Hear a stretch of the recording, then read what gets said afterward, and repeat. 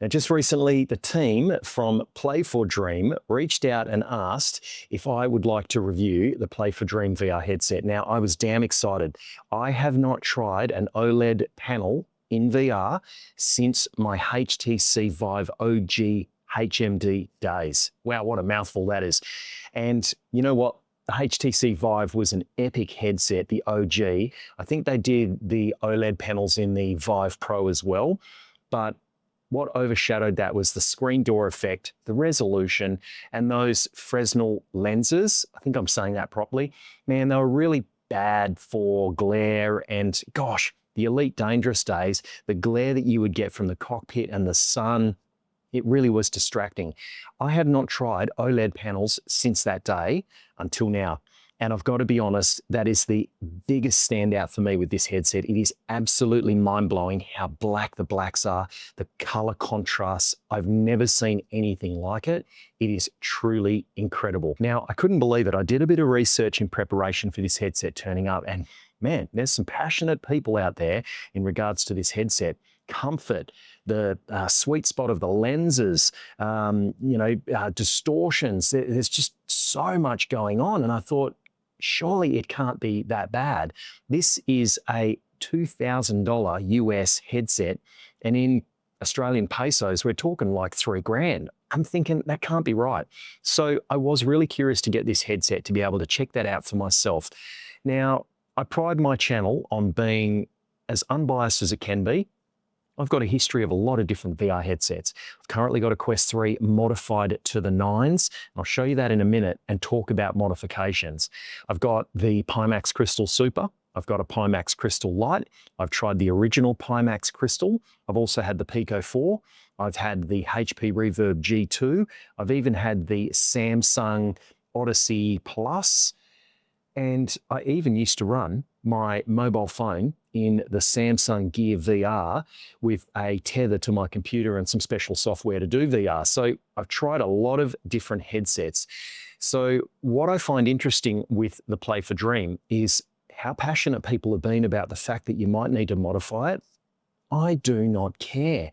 Every single headset I have owned, I've modified it because they just cannot make a headset for everyone that's going to fit out of the box. And I think if they did, we'd end up having a ton of accessories that we would end up throwing away or just sticking in the box and never using. So I'm kind of okay with it as long as headset manufacturers make their headsets in such a way that they can be modified.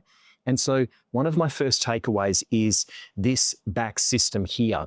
This was very reminiscent of the Pico 4 where the battery was actually built into the back. Now, it's not a deal breaker, just as long as we can have some sorts of mods to be able to modify it. So I get that the battery is in the back here and that helps with weight distribution. But one of the things I liked with the Quest 3 is the fact we could really modify that headset because we could detach the arms from here. But this is a quality headset, and I am okay with the battery pack being in the rear because it does help with weight distribution. Now, the other thing I do like is the fact that the face gasket itself is magnetic and very easily removable. And that is just a really quality piece of kit, both the HMD itself and the face gasket. And it's very easy to have a modified one so that you can get the comfort that you're looking for. I absolutely love the face gasket. I mean, look at that. Magnets on the face gasket. It's absolutely amazing and just so easy to snap that in. I am running the thinnest face gasket on this, and they do send you to a thicker one and this thinner one, but the thicker one, you're in that, gosh, you're almost in the high 80s for horizontal field of view. So it really is a knock to the field of view in the headset. But I'm happy to say with this particular thin face gasket, out of the box, I am getting just over 100 degrees field of view. But with the mods that I'm going to show you shortly for comfort and also field of view, I'm getting 106 degrees FOV. Now, before we get into the mods for the headset, let's talk specifications because that is probably the biggest standout for this headset. The OLED panels and the tech that they have jammed into this headset is absolutely bonkers. Display resolution, 3840 by 3552 pixels per eye. Field of view, approximately 100 and, look, they're saying anywhere between 108 to sort of 103. From my testing, I'm getting 106, but we'll get into that in a little bit. refresh rate. We've got 72, 80, and 90 hertz. Tracking, it's got inside-out tracking with 11 cameras and depth sensors. Lenses are pancake optics. We've got automatic IPD adjustment with eye tracking, and that's a huge one to have in a headset like this. Eye tracking, after what I've experienced just recently, is incredible when you can have things like quad views and fixed foveated rendering. That is going to give you a massive performance uplift. Diopter adjustment. Now, this really was interesting when I was digging through the software, which we'll have a look at shortly. There is actually software-based diopter adjustment through the eye tracking. So that's really, really cool for people with any types of eye issues. There's prescription lens inserts compatible with magnetic prescription lenses. The weight's around 650 grams, but I will throw that on the scales and check it. The audio is integrated stereo speakers, 4 omnidirectional microphones.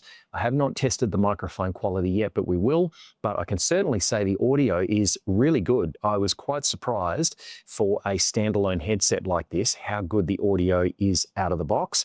Connectivity is Wi-Fi 7 with Bluetooth 5.3. Now, I am currently running a wireless access point that is on the Wi-Fi 6 channel, but I went out and bought a Wi-Fi 7 access point, which we're going to program up so we'll be able to test both the 350 gigahertz as well as the 160 gigahertz. Storage, 512 gigabytes of internal storage, so plenty of storage there. But look, for the type of VR that I'm into, I'm really not going to use any of that. This is all about PC VR for me.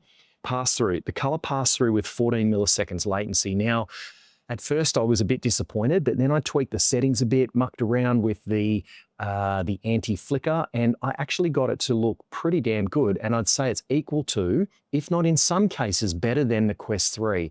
The depth of field or depth perception is really good.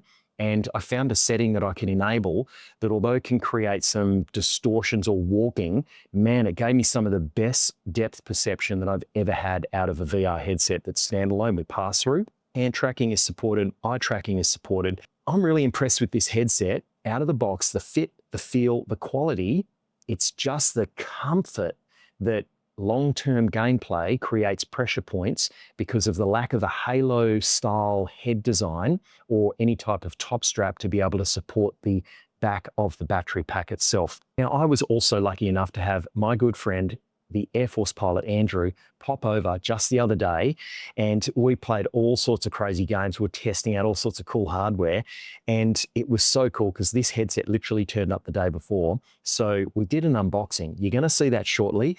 Hopefully it's the most unbiased opinion we can both give you of our raw impressions of unboxing this, the quality, the fit, the feel, and although we really didn't have much time with it when Andrew was here, we did actually get his raw impressions, although the video for that unfortunately hasn't come out too good. So I don't know if I'll show it, but I'll certainly give you what his perspective was with the screen recording that we captured through the headset. So let's talk about modifications for this. Lots of people have been saying that the biggest issue with this is face comfort. The face gasket that this comes with can put quite a lot of pressure on your head there. And there's really not a lot of foam touching your forehead.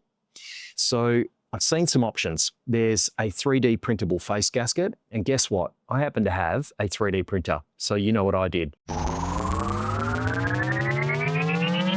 Yep, that's right. I 3D printed the face gasket. Now, this face gasket here, Tyrell Wood, really good YouTuber. Mate, if you happen to watch this video, I love your content. But he was instrumental in helping get this made. Now, this was actually modified from another guy's VR headset from the HP Reverb G2 days. I think it's Chewookie or Woo Chookie.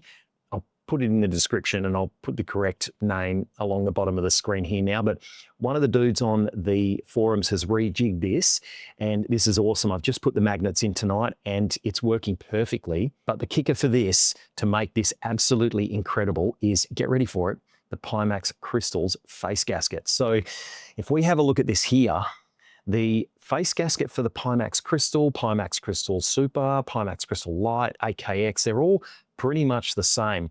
And they've got this really large sort of halo front area that really supports the headset and the face gasket. Now, we'll mount the foam in here. Super easy to do. There we go. Okay, so we've got the face foam fitted, and what this is doing to support the Play for Dream on my head is absolutely incredible. Although this face gasket does come with a 3D printed attachment for a top strap, I don't need it. And the comfort I'm getting out of this, plus I'm getting 106 degrees field of view horizontal, is absolutely game changing. Now I get it, lots of people might say, yeah, but that's a really expensive headset. Why am I having to do this stuff? Honestly, every single headset I've ever owned, I've had to modify. I mean, if we have a look at my Quest 3, this thing is so modified, it's barely recognizable apart from the front of it. And it really makes a difference. People are also saying this thing drinks batteries. Yes, it does, but it's a damn powerful headset. And if you turn off all of those additional options like hand tracking and automatic IPD adjustment and all of those other things and just set everything manually, even turn the Bluetooth off if you don't need it. They were all the sorts of, little mods we could do to this headset to try and get additional juice out of it. Nearly all of us were running some kind of battery pack on the back. So I know I've done a lot of talking, but I feel like there is so much to cover when it comes to this headset. And the look, the design is, it's second to none. This doesn't look like a toy. This looks like a really, really cool headset. Now, looks aren't everything, right? When we're playing in VR, it doesn't matter what we look like.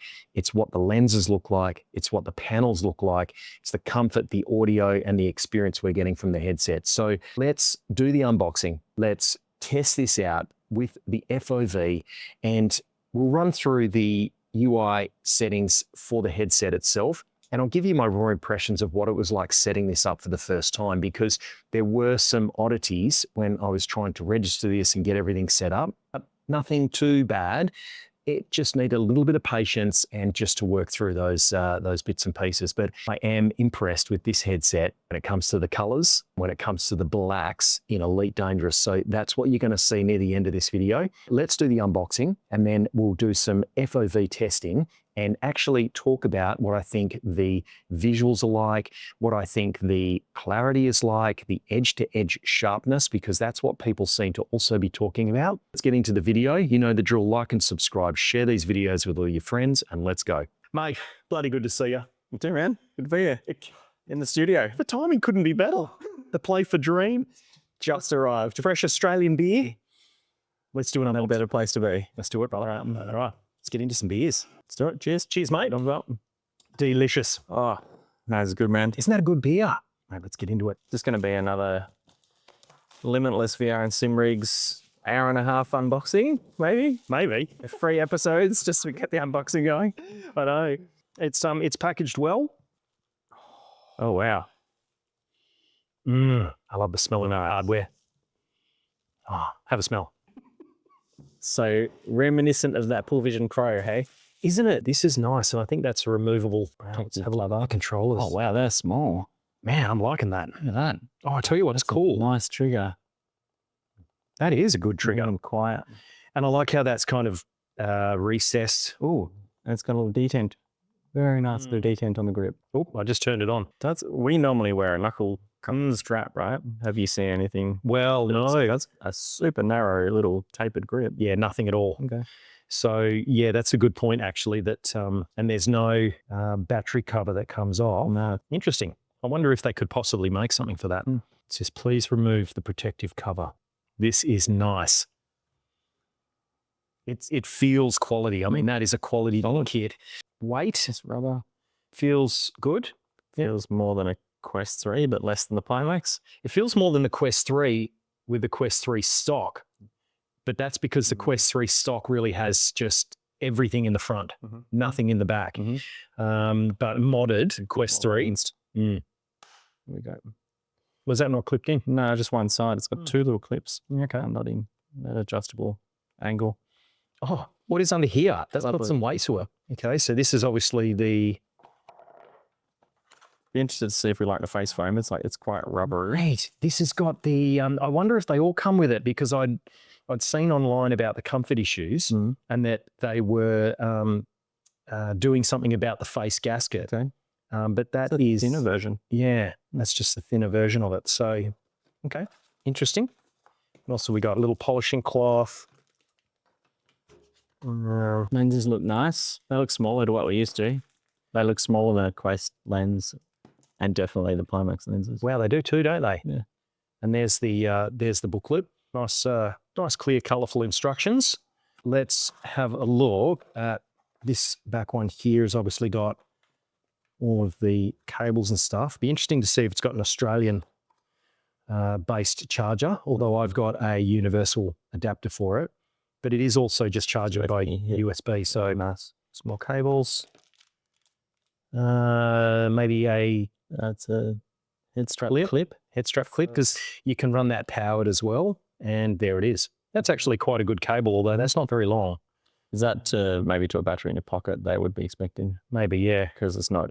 Yeah, good call. Yeah, I think so. But that's nice, and I like that it's already got that 90-degree. There it is up under there. Oh yeah, that's nice and flush. Yeah, so that would just retain the cable under here somewhere and drop down to the battery. Okay.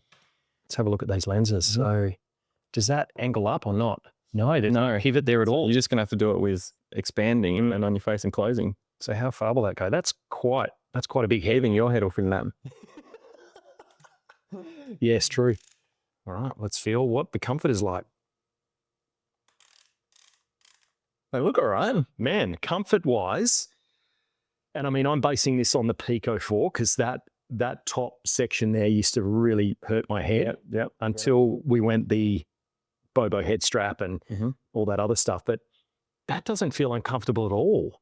That is comfortable. Weight is just a non-issue for me. All right. I guess maybe a long game session, maybe that's different. And I've also seen where people are saying at the back, cupping their head is uncomfortable, but I'm not feeling any discomfort there at all. It seems odd not to be able to just change the angle a bit on the backs. Yeah. But wow. Yeah, the form factor's great. And it looks, I mean, let's face it, the Quest 3 you look like an alien. Oh, there we go. Your 3 eyes. Oh, that's better. I just force it down a little onto the back of my head where I prefer the padding. Yeah. That's actually spread the weight nicely onto the cheeks a bit more as well. Be interesting to see for a long game session, but comfort for me, that felt... I'm going to take this off. Should we do it? Yeah. Oh, wow. That's good. Man, wait till you see what this looks like. This almost looks like fighter pilot goggles, ironically. Yeah. No, they're a goggle. That's it. That's the way it's going now, isn't it? It's goggle. Yeah. That is cool. That is a cool headset. That is very cool. I reckon out of all the headsets on the market, the big screen beyond and this have the coolest look. Yeah. Like, hands down the coolest look. I'd take that over the big screen beyond in terms of looks. Oh, 100%, yeah. Well, and they're so small. Yeah, the biggest thing for me that I'm hesitant with the big screen beyond is that you need lighthouse stations for it. Yeah. And at any given day, Steam could just stop making those. Well, they already had in some places. Like, have they? Can't get them in some countries. Wow, I've heard. Yeah. And it's another bit around, but it's another thing you got to turn on, you got to muck around with. Man, that is comfortable. So, is that a protective screen on there? Yeah. Well, no, maybe it's not. No, it's not. Okay. It looked like a protective film, but man, that is cool. Wow, that's the button. And that's a it's a rotary as well. A little dial. Oh man, I cannot wait to see what these lenses look like. I've seen this game so many times in so many different headsets. Yeah, I know. That it's a perfect comparison. It's beautifully sharp and clear, as you'd hope, but the panels are obviously clearer than the Quest 3. Higher resolution and clearer. In the Quest 3, you could still make out a little screen door, right? If you agree, or I've noticed that. There you do. Yeah, if you look for it, but so no screen door. No, not that I can pick up. What I do pick up is just that aberration. It's the only thing that stands out, to be honest. Yeah, it's weird that we can't get the update to work. But it does say that it could correct that, so it could be better. Field of view, that's probably the weakness that I was expecting. Same as the Quest 3, I'd say, but more defined. Like the edge of the field of view is very clearly like a box shaped edge to it. Yeah. Well, the dark in bar is nice. Haven't played this in an OLED headset before, except maybe the HTC Vive. The darks are good. I like to go to even darker environment and test that. The sound's all right. Interesting. I didn't think of asking about the sound. Well, maybe equivalent to Quest 3. It lacks the bass, but you know, otherwise nice and clear. You reckon Mura was a thing? It's more subtle than Crystal. Interesting. Yeah. I can see it's present, but it's more subtle than the Crystal. Oh, we can do a few tests here. Interesting one is the glare test.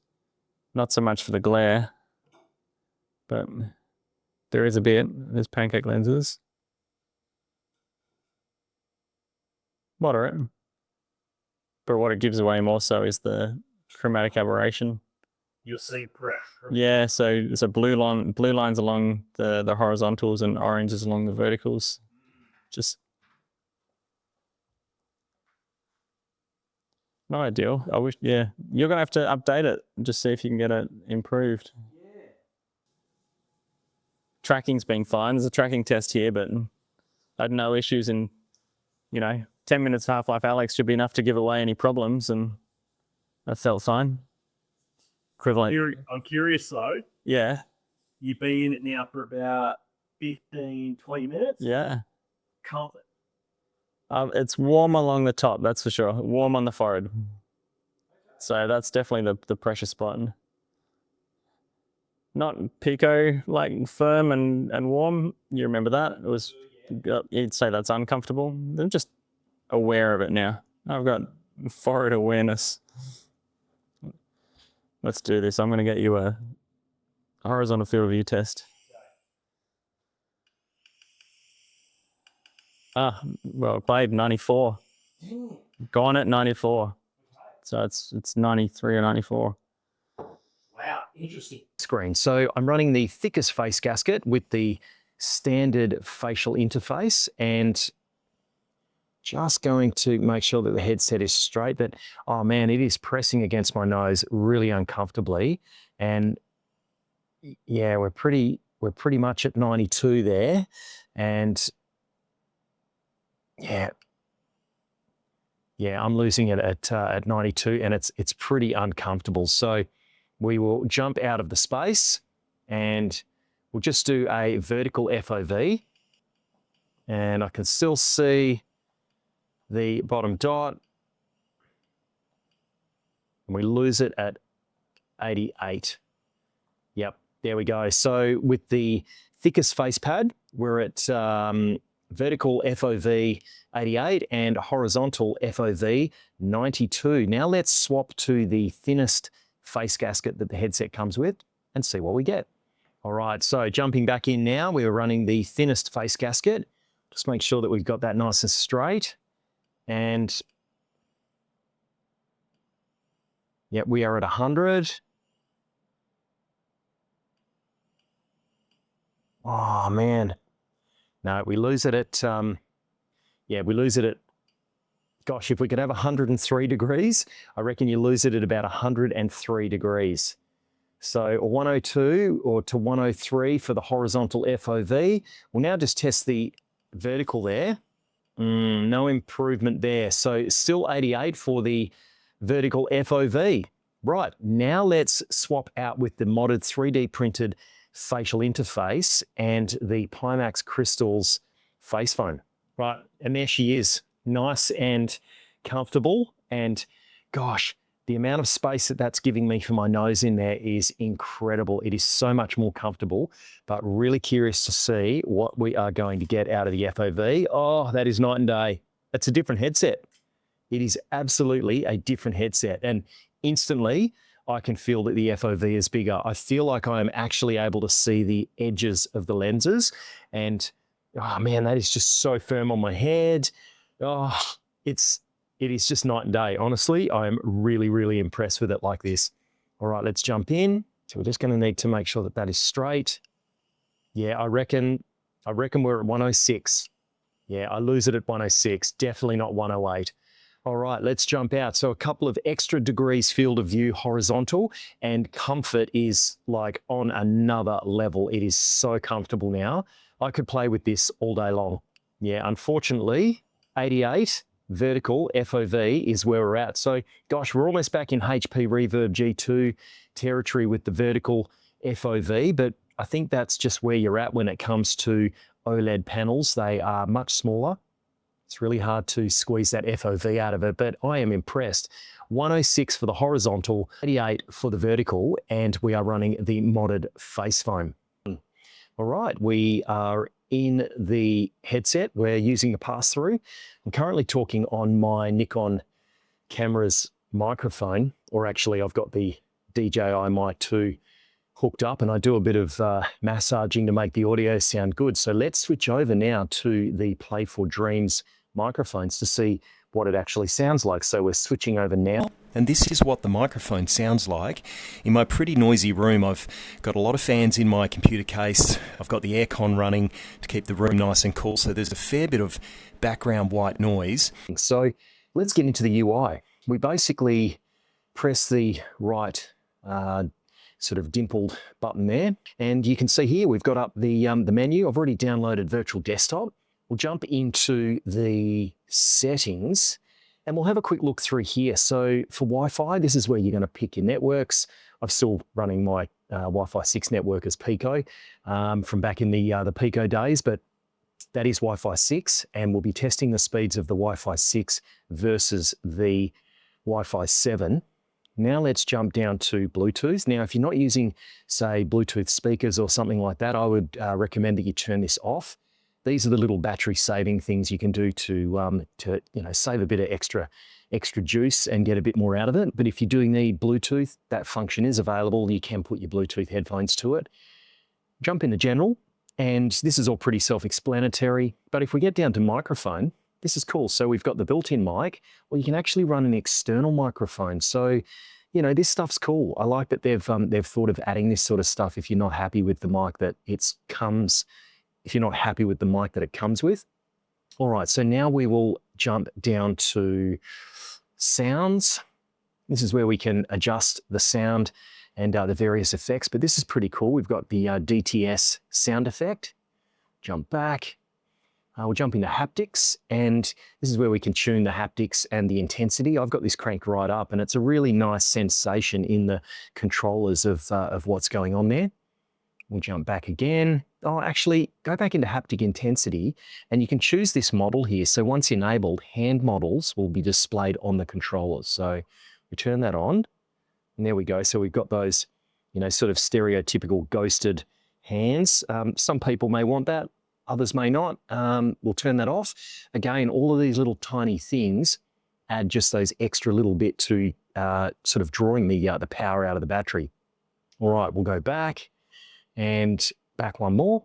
Okay, now down to, look, screenshots and recording, pretty straightforward stuff there, but you can adjust and tune this to your heart's content. And I like that we've got some pretty good options in here. It'll be interesting to see what the aspect ratio comes out like, because with the Quest 3, it actually just crops it. And that's kind of a pain when you're wanting to record things like with the virtual desktop overlay. So it'll be interesting to see what that does. Go back again. You can even screencast, so if you want to push out to the TV, that's pretty cool. Let's jump in there and check it. External sources, yeah, that's cool. What else? Storage and space, pretty straightforward there. It's going to show you how much you're using. In my case, it'll be bugger all because I'm really just going to use this for PCVR. That's where this thing is really going to shine.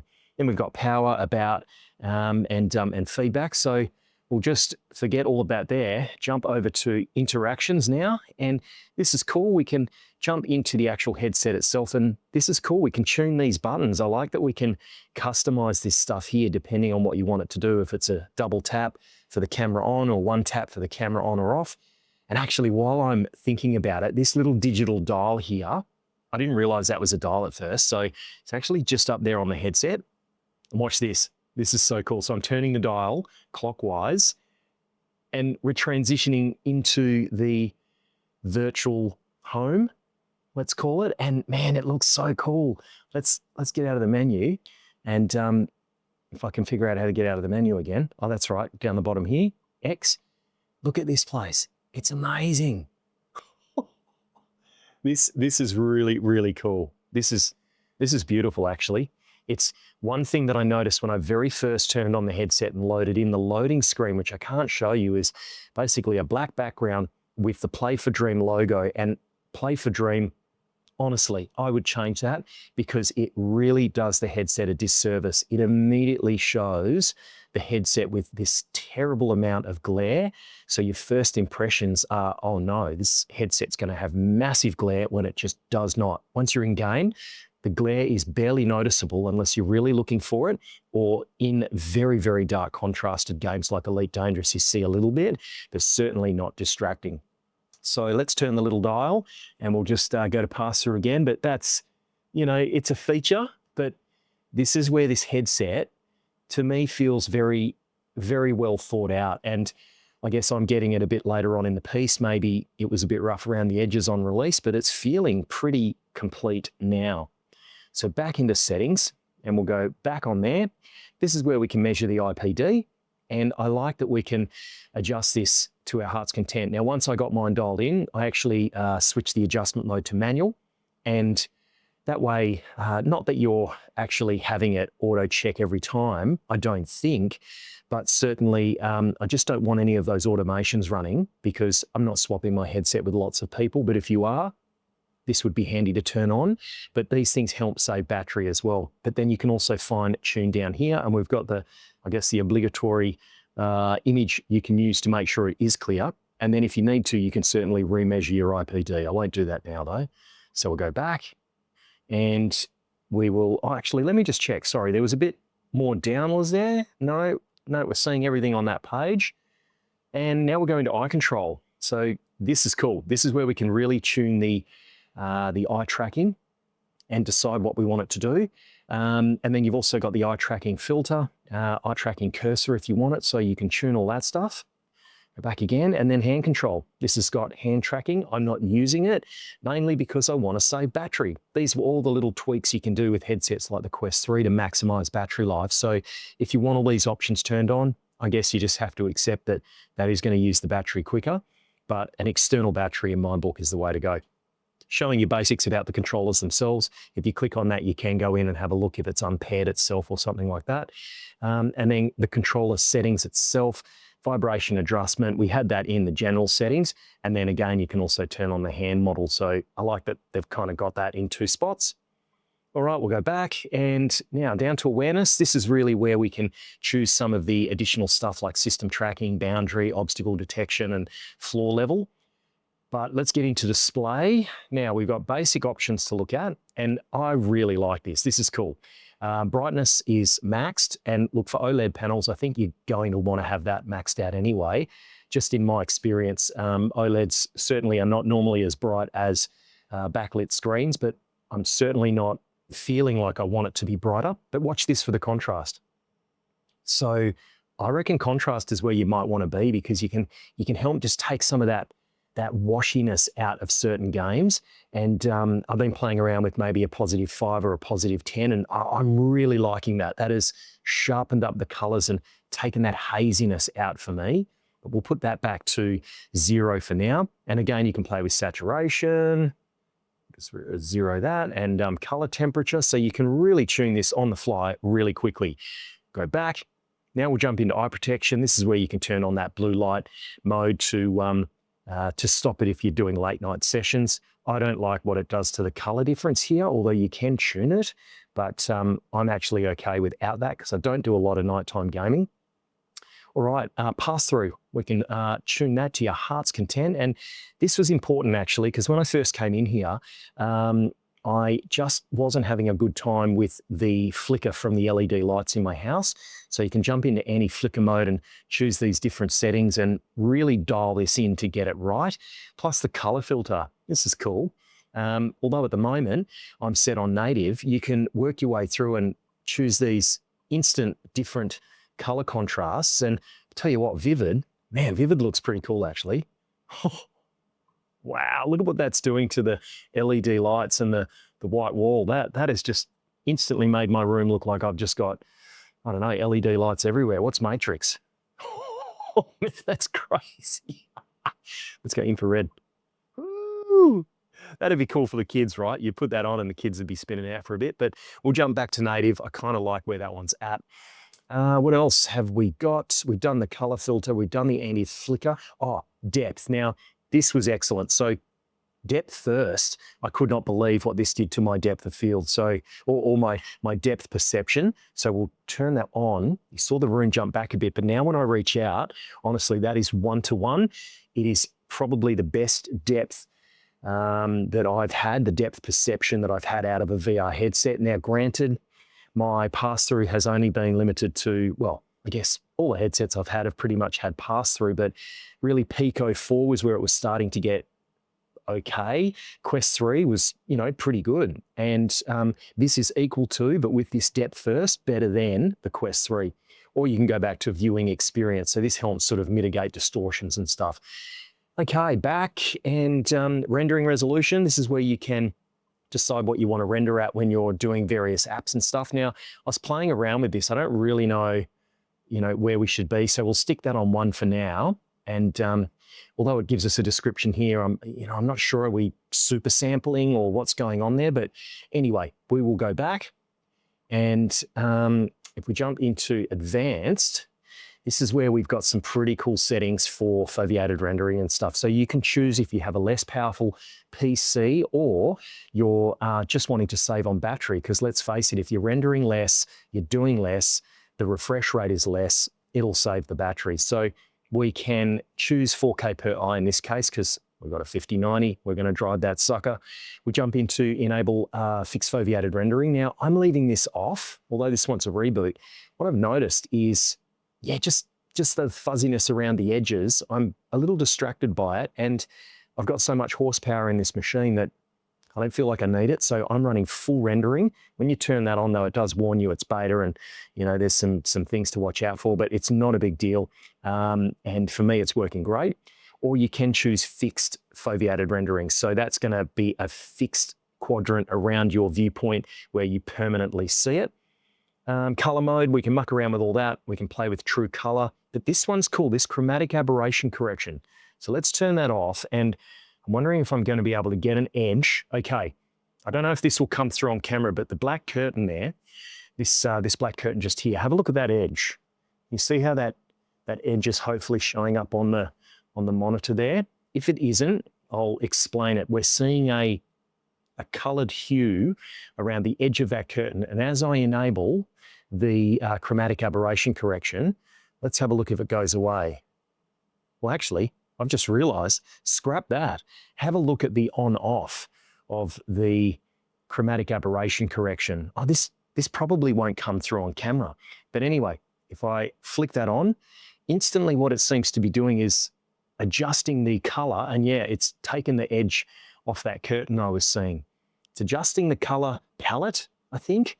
And by doing that, it's actually compensating for the chromatic aberration. Now, I'm unsure why that's just not baked in permanently. Maybe there are instances where you might want to turn that off in certain games, their colors and contrast, but that is an option. So if you're having any issues with chromatic aberration, jump into display, jump down to advanced, and there you go. Plus, check out this, the CAC prescription lens compensation. There we go. So this is what really spun me out. To see this diopter adjustment and these little patterns that we can look at. I mean, this is bloody awesome. This is amazing. So, you know, I think this is great. Even the color fine tuning. This headset has got a lot going on. So some of the negativity I've seen, I don't know. I feel like people just haven't explored the headset enough, or they've just not had the headset to be able to test all this stuff out. So this is seeming pretty fleshed out to me, and a lot of options to adjust for chromatic aberration, for your prescription lens compensation, and all that sort of stuff. So we'll jump over to apps. This is where you're going to see your apps. You can muck around with your permissions. You can jump into personalize, so you can muck around with what you want your environment settings to be, the pass-through color filter and all that stuff.